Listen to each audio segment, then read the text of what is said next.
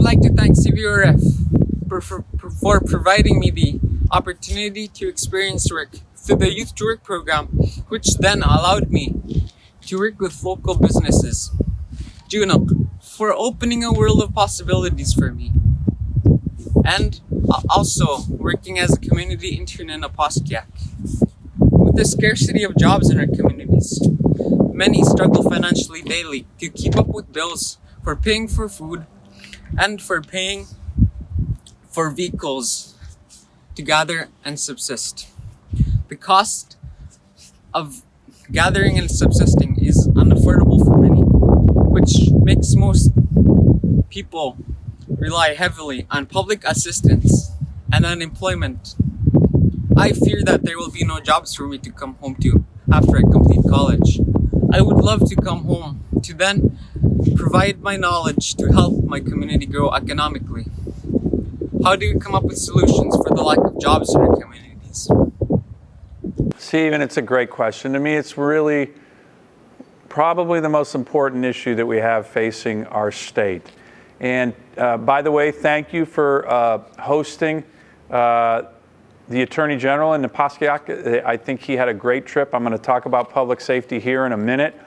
But your point, and even the way in which you asked the question, I think in some ways helps define the answer. We have to look at all of our communities, not just in rural Alaska, but the whole state with regard to how do we diversify opportunities for job creation.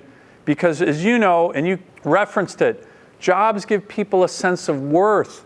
Jobs give people a sense of dignity.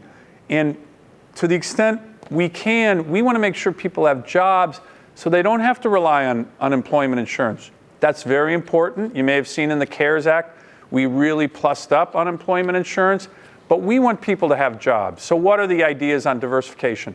You mentioned subsistence. I'm a huge supporter of hunting and fishing subsistence and the ability for our Alaska Native communities to take advantage of the traditional way in which they have been hunting for generations. I will always be a strong supporter of that. Second, fishing.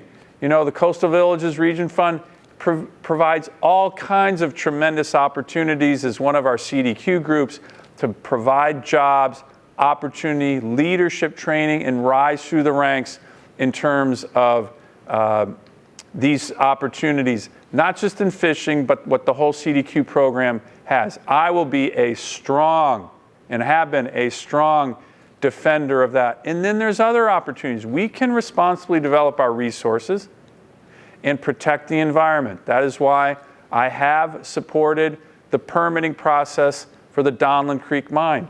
I think that that also provides opportunities for jobs, training, leadership. So these are some of the areas. And the final areas is local arts and crafts. I have been a defender, recently had a hearing on it, on making sure that Alaska Natives who are craftsmen, who carve ivory, walrus tusks, they have the right to do it. Right now, believe it or not, there's states that are starting to ban that. I had a bill in the Commerce Committee recently passed out of the committee that preempts the states. Says, doesn't matter, California, New Jersey, you can't discriminate against legal Alaska Native art. So we're going to continue to press that. I'm hoping to pass that through the Congress. But as you know, these artisans can provide enormous economic benefit to our different villages.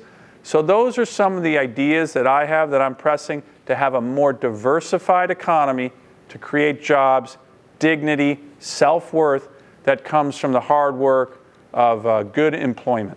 Great question, by the way, Stephen.